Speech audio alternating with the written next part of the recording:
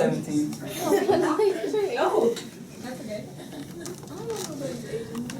I turned 18 before college. All right. Yeah, of course. Okay. Well, hi, everyone. Hello. It's great to meet you all, and I'm glad that we got to chat a little bit at lunch before sitting in here in a formal setting. What I thought I could do today was tell you a little bit about myself, so background, education, and work related, and then I have a top 10 list to deliver today. And as I was thinking about the topics today, I thought, this conversation could go so many different ways, and I want to leave it really open for questions and for a conversation. But I did want to leave you with some specific thoughts, and my approach when I was going through it is, what are some of the things that I wish that where I'm at now, looking back when I was in middle school and high school, what are some of the things I wish I had thought more about or held as values in terms of just general approaches to life and class and family and sports and school and everything else. So that is what my top 10 list is going to be today. So how does that sound? Thrilling? Yes? Okay.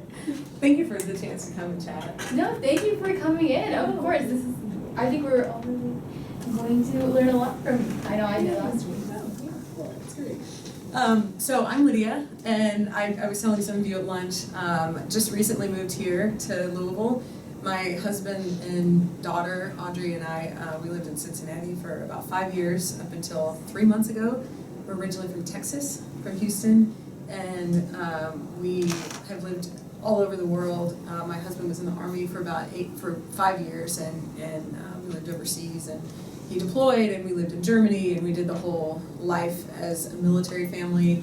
And then we moved to Mississippi, and we lived there for a couple of years. I think I was telling someone at the table, we went from Europe to Mississippi. So that was a hard change. and then from Mississippi to Cincinnati. So that's geographically where I've come from. But just background in general, like I said, I grew up in Houston. So I did my undergrad and graduate school in Houston. And while I was in school, when I was actually a junior in high school, I started working at a co-op program the summer of my junior year. And I worked for vice president at a publicly traded title insurance company there. And it was a great opportunity. It was my first opportunity to work in corporate, really to work outside of just having babysitting jobs. And in high school, I was still trying to figure out what I wanted to do and what I wanted to study and things like that. And so it was great exposure to how business works and just the opportunities I got there. So I had most of my credits already by junior year. So senior year, I did a co-op where I went to school part-time and I worked part-time. And I ended up working at that company for the next 10 years. So I started as like a quality analyst, so I would do a lot of metrics and measures, and this woman who was a critical part of sort of my path, my mentor, I would say career-wise, she worked with the board of directors on the measures that the company was responsible for. So think profit, quality. There was a lot of like accuracy for software, and I was the person that got to translate all that data into spreadsheets and put it in pretty documents and PowerPoints, and so I just remember it was the first place I learned Excel. And I would come home and my dad would say, okay, you need to like practice. Do y'all use Excel? Do people use Excel? Like in Google Sheets? Am I dating myself? Or like Google Sheets, just spreadsheets basically. So I say that to say it was a really good experience, kind of like some of the things you all are getting exposed to here. It was the first time that my eyes were open to how the tools that businesses use and the way that you can use tools to solve problems. So I worked there for 8 years, and while I was going to undergrad and while I got my MBA. And then there was one day when I looked around the company, and after I got my MBA, and I said, the people that have worked in this industry have worked here for a long time, 25, 30 years. And I think I can keep moving up in the company. I really, it was really, really comfortable. But I wanted to do something different, and I had a chance to move to Washington, D.C. and take a new job in an entirely new industry, science and technology, working with some different countries on how they spend money, how they pay the government to build big technologies like I don't know if you've heard of things like the MRAP, which these are big vehicles that go in Iraq and Afghanistan, look for bombs and protect the soldiers. So I had a contact and they said, we'd love for you to take this job. And I went out for an interview and I got the job, and I left everything I'd been comfortable with. I left everything I'd ever known, and I started a new career. And I look back, and part of what I want to talk about is like moments like that in life that were really important for me because they became these pivotal change or pivotal sort of new courses in life. And so I did that for a couple of years. I worked in DC. I lived on a remote island for about 8 months, and we laid seismic fiber, which is fiber that basically listens to the sounds that the earth is making on a volcanic island and for the government. So we did that for 6 months. And then I started my own company, and we built software for organic farmers. I sold that. I got a job at Procter & Gamble, which is a big consumer packaged goods company. So they make, if you've heard of Gillette, Olay, Head & Shoulders, have you heard of some of those brands? Metamucil, they also have Metamucil, which not to forget about. If you need fiber in your diet, I guess you can eat or drink Metamucil. And Pepto-Bismol, yeah. And they have Mr. Clean. So pretty cool brands, but brands that touch consumers' lives all over the world. So I sold my company. I worked at P&G for 2 years, and I was the head of product there for some of their digital teams. And so I worked with teams of people like you who were taking software and using that to solve problems. So some of our teams built websites, some of our teams built connected products. Think if you have a razor and you have an app, and as you're watching yourself shave or as you're watching yourself brush your teeth, the app is telling you positionally where the toothbrush is or where you've brushed. Our teams built a lot of that type of software. And so we had designers, so product designers. So you were talking about how you wanted to do interactive design. So we had a lot of people on our teams that did the actual art, and then the people that animated that for the software. We had coders, so people who were actually writing the software, and then we had product managers. And up until last Thursday, that was my job, and I just left to start a new company. So that's my background in 5 or 7 minutes, high level. But are there questions so far? Or I can dive into my top 10 list. Okay, I kind of sped through that because I feel like the list is the more powerful versus where I've come from. But the list hopefully my background gives context to why I laid out some of the things I did. Because when I was a sophomore in high school, I could never have said that this is where I would be however many years later. Somewhere in there I also got a PhD, so I did that in 2005 while I was in DC. So I did all the academic things, and then I did all of the business things too. And now I decided that I really like working for myself, and I really like building my own teams. P&G was a great experience for how companies operate on a global scale. So building software for China, building software for Canada, building software for Mexico and for the US was really eye-opening into how different cultures operate, how different teams of people work together, how they communicate. At the end of the day, people are people, and we have the same challenges. People fear change. Some people fear change. Some people are really excited by it. Some people like to learn. Some people don't like to learn. Everyone is. I believe that most everyone is trying really hard, and if you give people the benefit of the doubt, you can build really strong teams by doing that. That's not in my top 10 list, but just as future leaders, those are good things to remember. But What is your PhD in? In organizational behavior. Okay. Yeah. So think about how the human beings inside. This is why I like team building. How people inside of the organization work together, and the psychology of teams, and how the organization relates to its environment. Yeah. Adaptability. So that's my background. And I've also taught college before, so I haven't ever taught at the, elementary, middle school, or high school level, but I think that teaching adults is actually sometimes harder than maybe teaching students. So I say that because at the end of the day, we're all, like I said, you have learners, you have non-learners, in general, and I think like the type of mindset that you take into your day and that you live your life with truly impacts the path that you are on, and it truly impacts the future that you can build for yourself. So that's really the key takeaway that I want you all to take away from this chat today, is that if you adopt that growth mindset, and if you are a learner in life, you choose your path and you chart your path. And no matter what people say, no matter where you've come from, good or bad, the choices that you make to learn and to continue to grow are those choices that will change the paths that you are on for the future. So that's the key takeaway, is that growth mindset equals you are in control. But I have 3 things that, and I wrote them down because I have 10 things, but I wrote them all down because I didn't want to forget them. The top 3 that I want you to remember for the rest of your life, but especially as you go into junior year and senior year, pretty easy: play up, show up, and get back up. So play up is just this idea of, I think, having a willingness to be the least smartest person in the room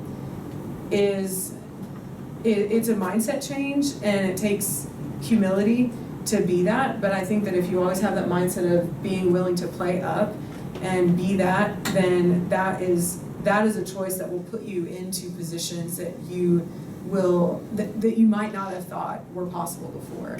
So here's a very practical example, and I heard someone say this the other day about choices on sports teams.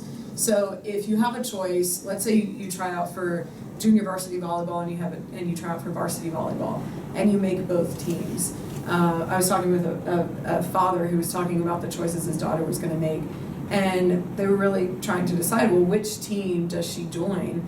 And my recommendation to you all is to always, so here are the caveats: you can be the best player on the JV team, or you can be a halftime bench warmer on the varsity team. And my suggestion to you would be always pick to be the halftime bench warmer on the varsity team at the beginning, because that's an example of playing up. You may not be the best player. It may terrify you to step out and join that team because there are a lot of players that are better than you, and you may not play the first few games of the season. You may only play 1 game of the season at all, but you're going to be practicing with people who are better than you. You're going to be watching the way that other teams work, and you're going to be exposed to skills that you might never be exposed to on a JV team. And so take that as a sort of a metaphor for life. And I'll give you an example. Personally, I mentioned, I left the career that I knew, that I was very comfortable with in Houston at Stewart Title as a real estate title insurance company. I knew the CEOs, I knew the board of directors. I had opportunities to move up in ways that were very, very comfortable for me, and it could have been a great career. But I remember going to DC, and I remember this is one of those vivid moments in life. I remember it. I was at a Starbucks the morning before the interview, or the morning of the interview, and I was standing in line, and I was just watching the people that were in that room, and I could tell that were waiting in line at Starbucks, and everything about that culture was so different than what I had ever experienced, and it attracted me, and it also terrified me, because I thought, I've never worked in science and technology. My background in school was business and marketing. I wanted to learn about that, but I didn't have any academic background in that. But I knew that I could put in the work, I could work really hard. And I just remember waiting in line for my ice cream tea, praying, God, I know that I'm not as qualified for this job as some of the other people in line. I may not have the greatest credentials, academically, compared to people who have worked in that field before. But please let me get this job because I want to learn. And that was an example of playing up. And I got the job, and I worked there for 3 years, and it was an incredible opportunity. I worked with people, I worked with generals and colonels and military people. I worked at the Pentagon and had exposure to things that I never would have learned in a textbook, and I never would have learned if I had stayed in Houston or if I had stayed at the company. Not that that would have been bad, but does that make sense, playing up? The second thing is showing up. So there are a lot of quotes out there that say, like, if you show up, you are already ahead of a lot of people in life and in general. So just showing up, I think, on a daily basis, and when I say show up, it doesn't mean just like show up to work every day, but I mean mentally, physically, choosing to show up. If you've committed to something, show up. An example, I like to run half marathons, and so I try to keep one on the calendar every year. And I train, and I love running, and I love the race. And I've run probably 15, 20 half marathons in my life. The morning of every half marathon, it inevitably, I wake up with this feeling of dread in my stomach, and and even if everything's laid out, even if I've practiced, I don't want to show up. And there's always this thing that's, I don't know if it's fear or anxiety, but sometimes, I wake up and I think, oh, it's fine, I just won't go today. I won't run the race that I've been training for weeks and weeks and weeks. And so, but I always show up, and it's always worth it. And the same thing if I've made a commitment, if let's say I'm gonna meet a friend, or if I'm gonna go to a meeting or something, sometimes there's this level of procrastination inside. Have y'all ever felt procrastination? Or like the dread of like, I don't wanna, I said I'd go, but I don't want to. All the time? I think like that, it's this weird barrier as humans that I think a lot of us face, that we just have to pierce through and just show up anyway. It's the same thing, like even if you running, here's another example. If even on the days I don't want to run, I put the shoes on and I get out there, and you just show up, and things get better. Does that make sense? So play up, show up, and then get back up. So the other thing that I wanted to leave y'all with is that failure is something that we all experience, but it's only an action. It's not an identity. And I think a really key thing to keep in mind is that for every time you get knocked down, get back up. And whether that's at school and getting knocked down is a grade that you studied really hard for a test and you didn't do really well on it, show up again and play up and get back up. Whether it's you tried out for a team and you didn't make it, you tried out for JV and you didn't make JV or varsity, try again. Keep playing volleyball, keep playing basketball, keep running, whatever the sport is. If it's art and you put your artwork into a contest and you didn't win that contest, it doesn't define who you are. And so I think that the message that is really critical to remember is that failure is something that happens, to everyone in life every day. There are little failures, there are big failures, but talking about this growth mindset, I think some people can make a mistake of letting that failure actually define who they are. So I failed is very different than I am a failure. Does that make sense? Have you ever thought I'm a failure, or have you ever heard people say, oh yeah, I did this and I'm such a failure? I think that just that self-talk is important to sort of distinguish. So those are my top 3 things. I have more, but I'm going to stop and see if you'll have questions or thoughts.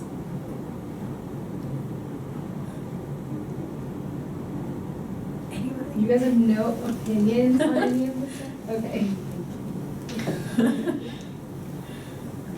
Has anyone okay, so playing up, this idea of playing up, have y'all ever had an opportunity where you've stepped in and you, tell me your thoughts. Oh, no. You look like you're about to say something. I did the opposite of that. I Really? was on the soccer team at Ballard freshman and sophomore year, and I was a swing player Okay. every year. And then I was played mostly on JV because they sucked. But both teams sucked. But like, it was just everybody had like there were more club players on the varsity team, and I was in this like so like I played harder in JV than varsity and I was like tired when I had to play varsity games. So I guess I did the opposite of what is it? Play up? Play up? Yeah. Huh. I was thinking about that when you were explaining it. I was like, Interesting. What did you learn from being on the JV team? I learned that like it's not worth like giving it your all if the whole team isn't gonna give it their all. Because like I had to go to the hospital a lot of times because I got like asthma attacks during games or after games because like me and like 4 other people would like be trying so hard and then everybody else is just like running around doing nothing and like lying. And then and so I was like over it and I didn't want to do it again, so I stopped my junior and senior year. I think that's interesting because I think part of what you touched on too is this idea of like how the people around you affect how you show up too. And I think this idea of playing up is also centers around like surrounding yourself with people who are going to encourage you to be better. So I'll give an example of from a career standpoint, my last job at P&G. So it was another role where I stepped in and it was another one of those prayer moments of like, oh, I really want this job. And like, I know it's above, where I think my experience level is, but I think I can do a great job and I think I can lead this team really well. And I showed up and the designers on the team, the engineers on the team, the product managers, the people, the brand managers, these global team members that I had an opportunity to work with were so much better in different areas of work in general. And I brought strengths to the team too. I'm not saying, I was people call it sandbagging when you're like when you just intentionally don't hold your weight on a team. I definitely wasn't that, but it was a great opportunity to learn from people who had a lot of experience. But they encouraged me to bring my best self every day because I saw how great they were playing and how great they were showing up. And so I think to your example of where you were giving it your all, but you looked around and it looked like people on your team weren't, and that was really draining and probably demoralizing to you. So I would encourage you to look for opportunities to teach and to encourage people to be better. Always, that's number 8 on my list of the other things I wanted to mention. Teach someone something that you know, but in life in general, look for ways to surround yourself with people who are going to encourage you to be better and to work, to learn something new, or to step into something that you might want to learn but might not know today. Another thing is in your team, sometimes in life we find ourselves in environments or on teams or in groups when the people around you are not providing positive energy and the people are not collaborating and the team isn't, if you're the only person carrying the team and everybody isn't pulling their weight, there is nothing holding you to that team or to that environment, right? You decided that you don't want to be on the team anymore, and that's totally fine. But then you don't just like stop there and say, okay, I don't want to be part of this. Then you find a different team, a different positive team, a different positive opportunity, a positive environment where people are encouraging you to put your best self forward and where you feel good about doing that. So you're never tied to one place or one opportunity. You can always make that choice to go somewhere else and find other people.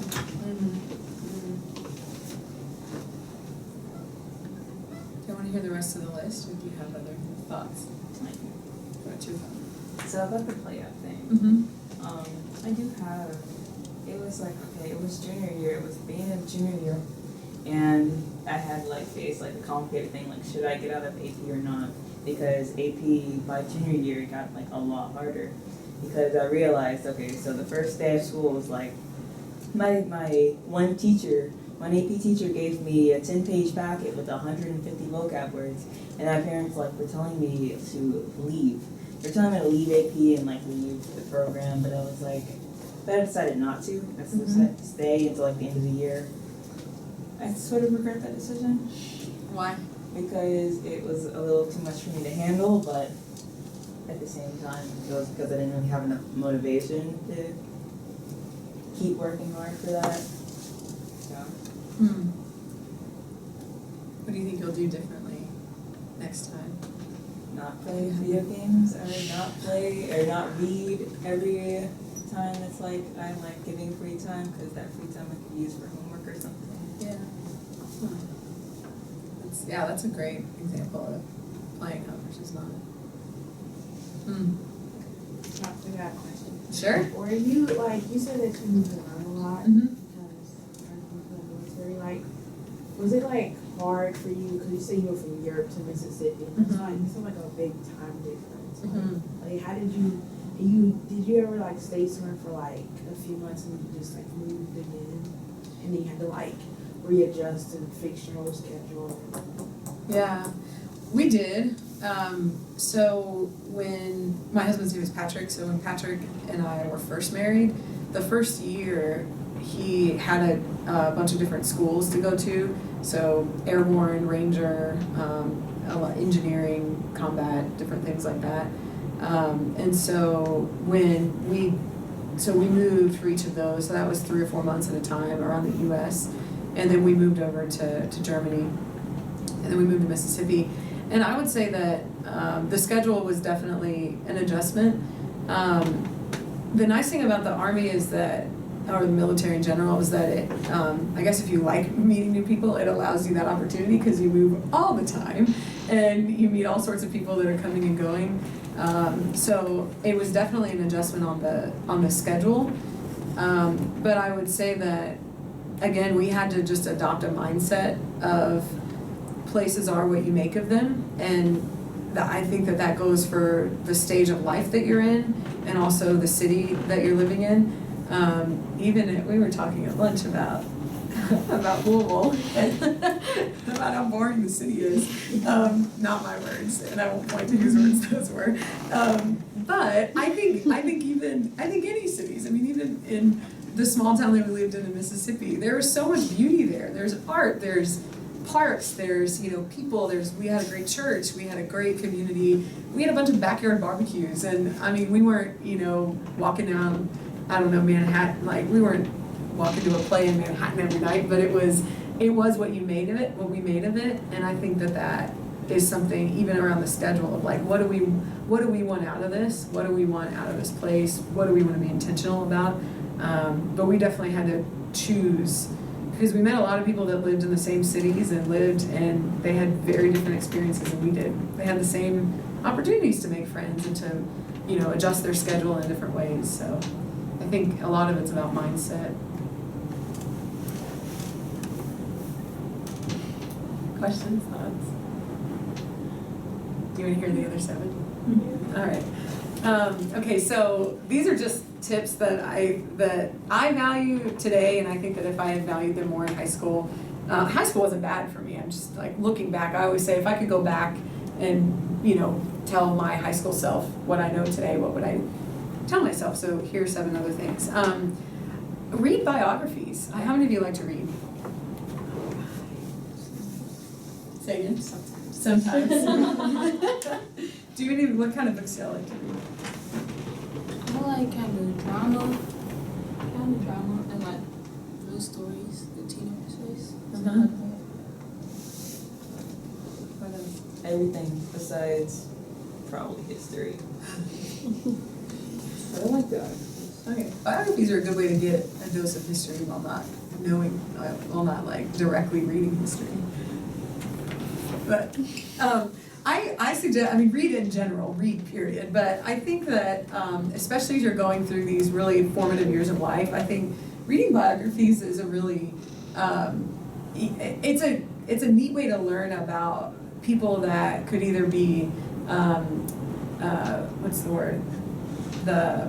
People that you value, people that you look up to. That's aspirational. Aspirational figures, yes.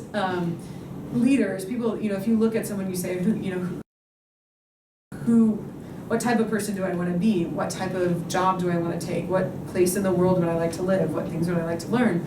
I think there are so many biographies out there that talk about people's lives in a way that is sort of under the surface level and you learn about experiences that shaped them. You learn about struggles that they had, about celebrations that they had. And I think that, as you're going through times, you're making choices, you're going through hard times and good times, biographies are a great way to learn about how other people handle different things in life. And, it's kind of like if you're having dinner with someone, like that person that's no longer here, but you can read their biography. It's a neat way to hear stories and learn. So I would recommend reading biographies.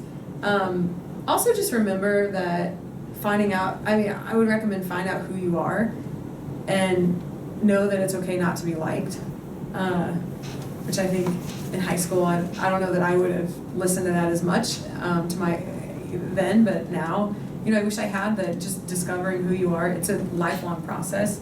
I think we're all continuously discovering that daily, and I know y'all are too, and just, be intentional about who you are and what you like and what are the things that define you, what do you not like, and it's okay, it's actually better to be different. It's a lot better. Life is so much more interesting when people are really different, and people are more interesting that way. So know that that's a lifelong journey and find out who you are. Teach someone something that you don't know. Put in the hard work. Take a leap. This is kind of like playing up and showing up and getting back up, but I think that everyone should do one thing every day that terrifies you.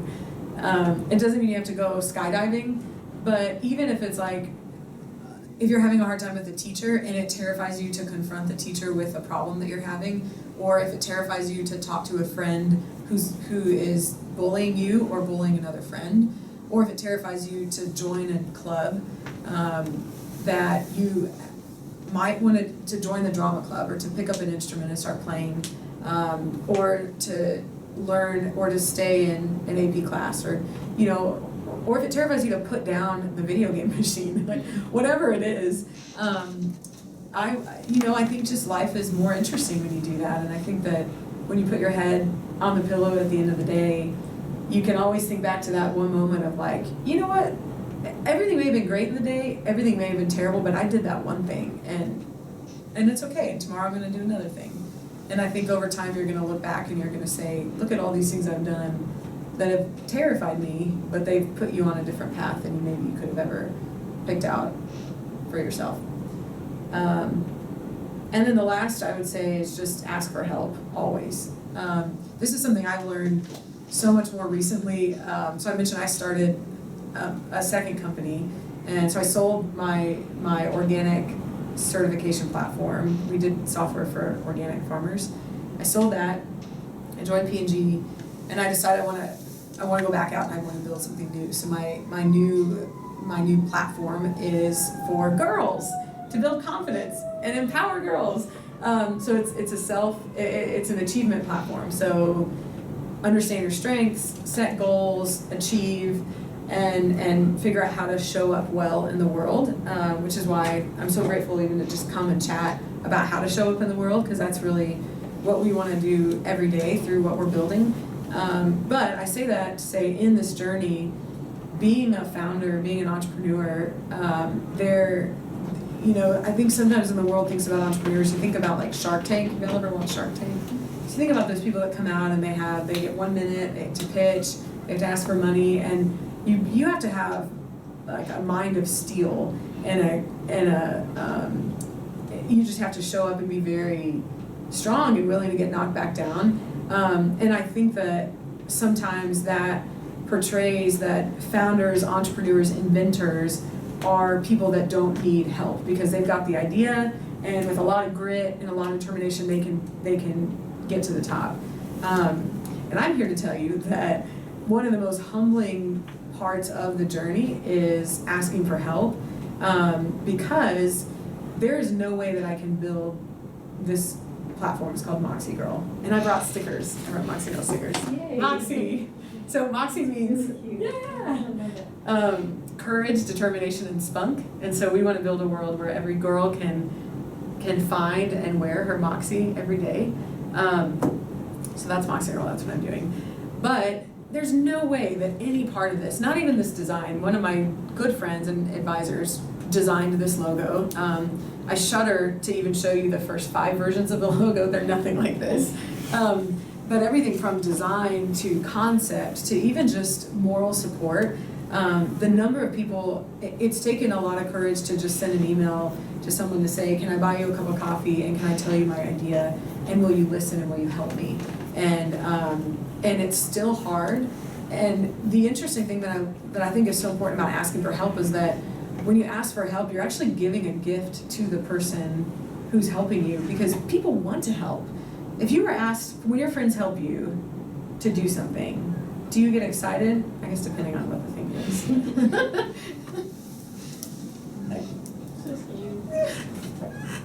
So when I help you, do you get excited? Oh yeah, because I need the help. Okay. And do you like, how do you feel about helping? Great. I guess. Tired. I Tired. do. I don't like Yeah, it. thank you. I'm really lazy. Yeah. But she's like in the cubicle right next to me, so it's not. But yeah, I still get tired. But if Okay. someone asks you to help them do something that you really like to do, something that you enjoy, Excited. Yeah. Because you get to give. And I think people really like giving. I think the hardest part is being the one to ask, because you can because people think that it's a sign of weakness, but it's really not. I think being able to understand when you need help and having the courage to raise your hand and say, come help me, come support me, helps you understand how helpful people are, and also just how I think it can help increase your gratitude about how nice the world can be and how generous people can be. So that's my last tip, is ask for help. And that's all. Any thoughts? I think that Y'all are was so quiet. such a good list. What do you guys think? Do any of those, do you disagree with any of them? Like, do you think you would tackle a situation in a different way than what we just heard? Do you really agree with any of them? You just kind of did something with your head. Oh, that was a twitch. Okay, well, what are your thoughts? Well, I liked it. I liked her thought and her thought process when she was telling us. Did any of the points stick out to you that you might try and think about or do more? Her first three. Mm-hmm. Cause like, Especially the play. Yeah. I'm sorry. yeah. I don't know. I'm just not a motivated person. I'm kind of, I guess, lazy. So it's like, I don't know. I might use those in the future. You should. You should. Because I think those choices, I think that, especially playing up and showing up, they can electrify something inside of you that can change that part of you, if that makes sense. I think playing up, it's like just getting exposed to new ways of thinking, new ways of doing that you might not learn just by sitting in a classroom, or you might not learn by doing things the way you've always done. Showing up, it's like there can be that fear of failure, the fear of like, what if everyone else has a friend there and I don't? I mean, I'm trying to think of even just like the high school things, like you're dealing with school, you're a part of a family, you're a part of a neighborhood, but there's also a lot of you that you're trying to figure out. And I think that just making sure that the you that you're figuring out, making sure that you're putting yourself in situations that are going to open your eyes to things that are going to excite you, and things that, my challenge to you, I don't think you're lazy. I just don't think you found the thing that speaks to your soul. And because I think that when you find that, when you understand this is my passion, like whether it's art or animals or being outside or being with kids or being with adults, whatever it is, I firmly believe you were created for something special. Yeah. And when you find that thing, it's going to electrify you in ways that, lazy isn't even going to begin to be a part of the dictionary. I would, go ahead. I've already found that thing though. What is it? Yeah, I'm gonna work with elephants. I have a whole sanctuary for elephants in America though. Well, there you go. Yeah. Are you lazy when you work on that? No, because I like animals, but I mean, haven't worked with elephants yet because I don't know. There's nowhere near me, so it's like, yeah.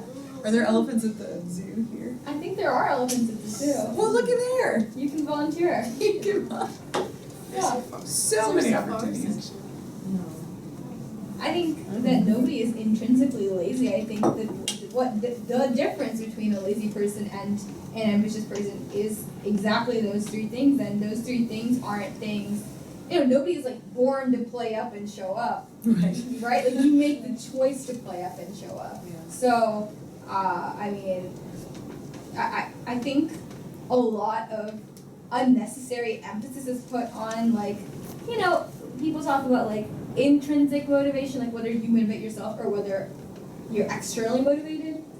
Does it really matter? Like, does it actually matter? Because at the end of the day, you achieve the same goal, right? Like whether it's you're motivated by my friends are interested in this opportunity, so maybe I'll go do it with them because it'll be fun for me to socialize. Or whether you're, something inside you is telling you to go do it. I don't think it really matters because you still get the exposure, you still get to see whether this is something that, like you said, speaks to you, and you only find out what speaks to you if you, try a super high volume of things, right? Like, it's most likely not going to be the first or second or the 10th thing you try and go to. It might be the 200th, but you have to show up all of the 199 times before that so that you can get to that 200th thing that's just going to spark a light bulb. Yeah. Keys to success, my friends.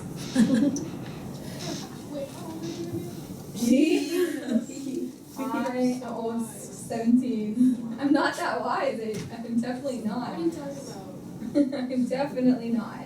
I think at the end of the summer, all of you guys should be able to tell all of your friends all of the same stuff that we're able to share with you right now. I really do.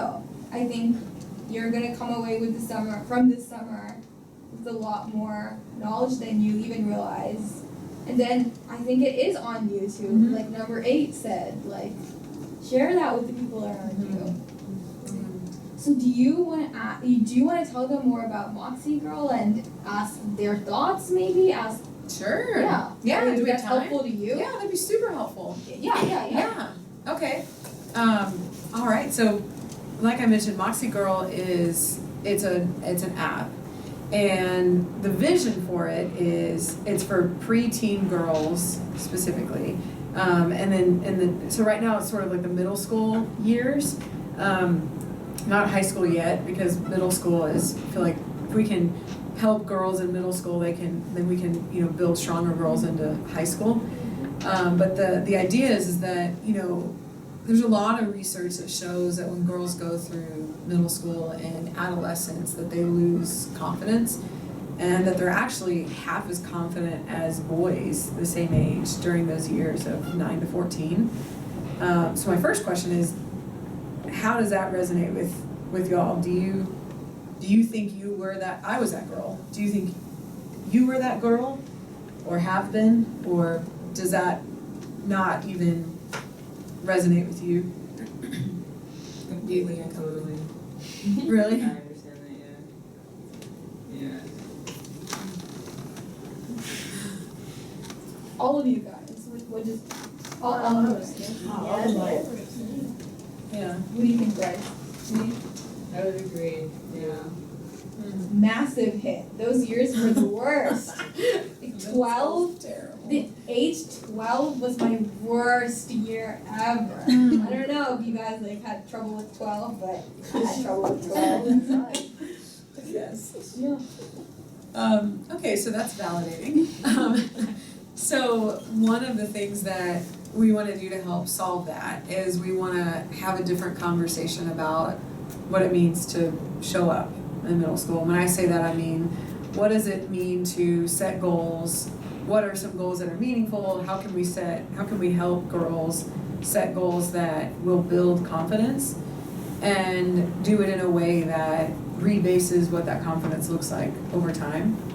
And we want to do it in a fun way. So the goal of keeping it fun, and confetti and glitter bombs and unicorns and sprinkle donuts and things like that. So there's a lot of science underneath what we're doing, but we want the user experience to be fun and engaging and gamified.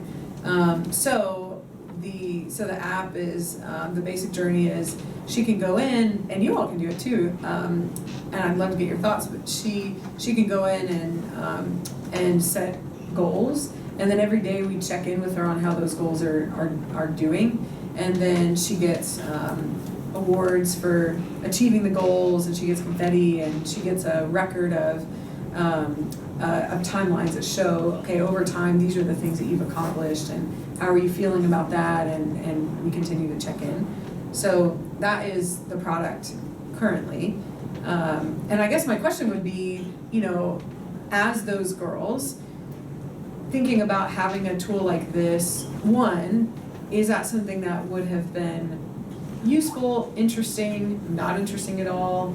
And also, what would you do differently to make it better and to have better supported you when you were that girl in middle school?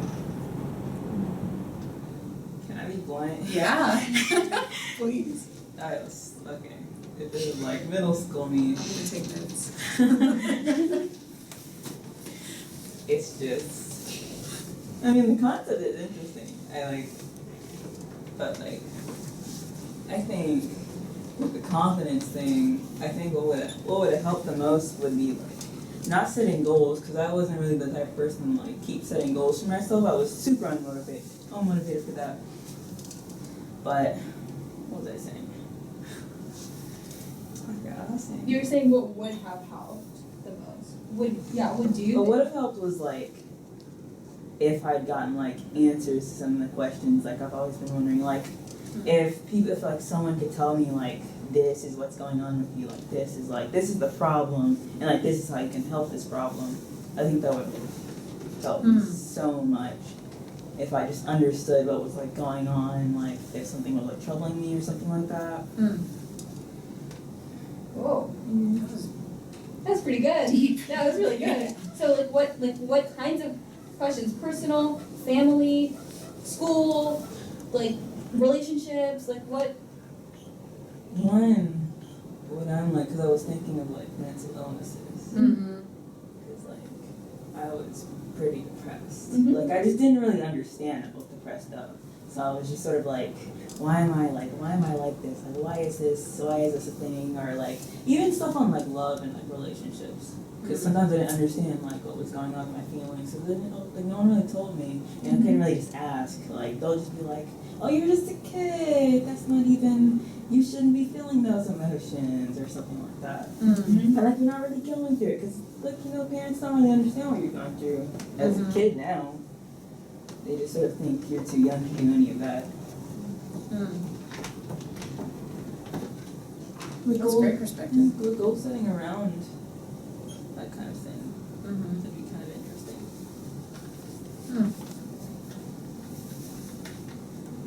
Thanks for the thoughts. Those are great. Who did you go to for answers? Did you ever find someone or something? Yes, by like experiencing more, and by like, because like when I experience something like for the first time, and it's like I don't really understand, and then I experience it again or something like it, and then it's like I'll narrow it down each time I experience it, and then I realize this is what's going on, and it's sort of like I'll just try to like solve the problem around what I found out about myself or something like that. So you really were very self-reliant when you were trying to deal with your problems? Yeah. Wait, maybe we should like stop. That's what I was thinking, like, Yeah, for sure. did you want me to Yeah. This Maybe we would can probably be a put great that. time to, yeah,